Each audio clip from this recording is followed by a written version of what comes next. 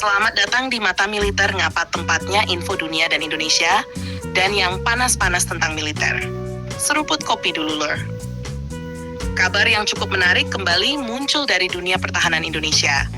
Beredar informasi bahwa 2 baterai sistem rudal pertahanan udara jarak jauh, HEKU-9 buatan Tiongkok, diharapkan tiba di Indonesia pada semester kedua tahun 2027. Informasi ini langsung memancing berbagai diskusi di kalangan pengamat militer, karena HEKU-9 merupakan salah satu sistem pertahanan udara paling modern yang dimiliki Tiongkok. Pertanyaannya sekarang, kalau benar sistem ini datang ke Indonesia, apakah akan digunakan oleh Korps Marinir? Atau justru menjadi bagian dari pertahanan udara strategis nasional? Untuk menjawab pertanyaan tersebut, kita perlu memahami terlebih dahulu apa sebenarnya HEKU-9 dan bagaimana konsep penggunaannya di berbagai negara. HEKU-9 adalah sistem rudal pertahanan udara jarak jauh yang dikembangkan Tiongkok untuk menghadapi berbagai ancaman udara modern.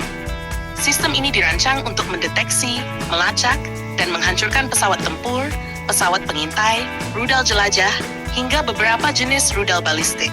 Secara umum, kemampuan HEKU-9 sering dibandingkan dengan sistem Patriot milik Amerika Serikat maupun S-300 milik Rusia. Walaupun masing-masing memiliki kelebihan dan kekurangan, ketiganya berada dalam kategori sistem pertahanan udara strategis jarak jauh. Dalam satu baterai HEKU-9, biasanya terdapat radar pencari sasaran, kendaraan komando, kendaraan peluncur rudal, kendaraan pendukung logistik, serta jaringan komunikasi yang saling terhubung. Artinya, ini bukan sekadar rudal yang ditembakkan dari satu kendaraan, melainkan sebuah sistem pertahanan udara lengkap. Jangkauan rudalnya sendiri cukup besar, sehingga dapat menciptakan payung pertahanan udara yang luas. Inilah alasan mengapa sistem seperti HEKU-9 biasanya digunakan untuk melindungi objek-objek vital yang sangat penting.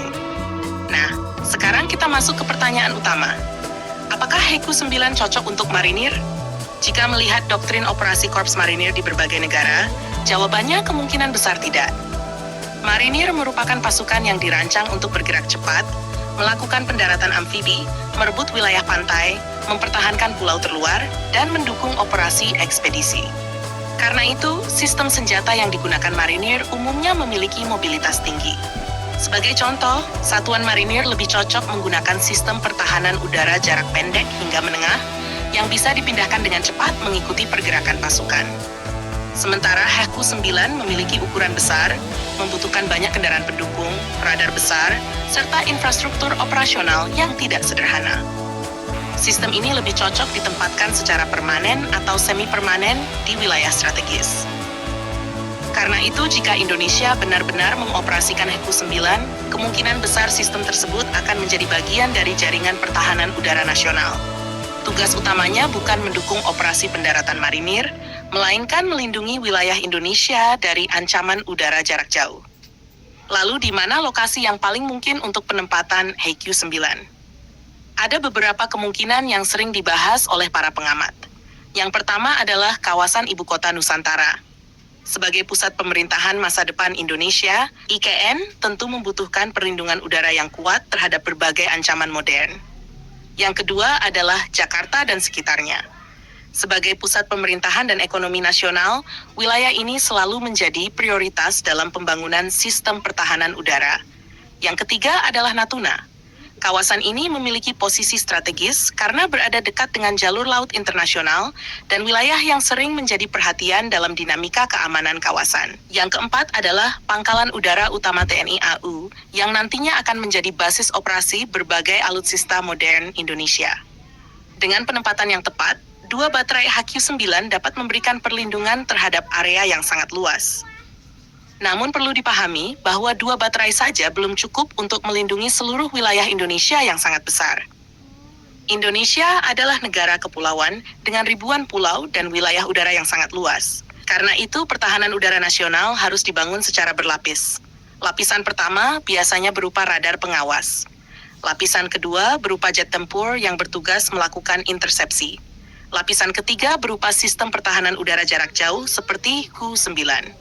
Kemudian dilengkapi lagi dengan sistem jarak menengah dan jarak pendek untuk menghadapi ancaman yang berhasil menembus lapisan sebelumnya. Konsep pertahanan udara berlapis inilah yang saat ini digunakan oleh banyak negara maju. Jika Indonesia benar mengoperasikan HQ-9, maka sistem tersebut kemungkinan akan bekerja bersama radar nasional, pesawat tempur Rafale F-15X yang akan datang, serta berbagai sistem pertahanan udara lainnya. Yang menarik, dalam beberapa tahun terakhir, Indonesia memang terlihat semakin serius memperkuat pertahanan udara.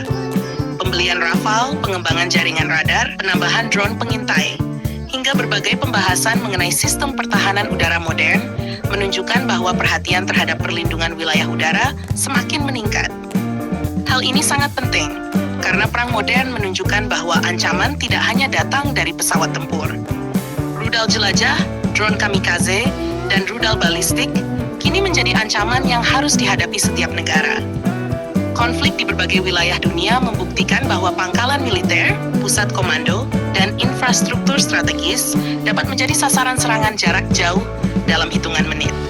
Karena itulah, negara yang memiliki sistem pertahanan udara kuat akan memiliki kemampuan bertahan yang jauh lebih baik dibandingkan negara yang hanya mengandalkan pesawat tempur.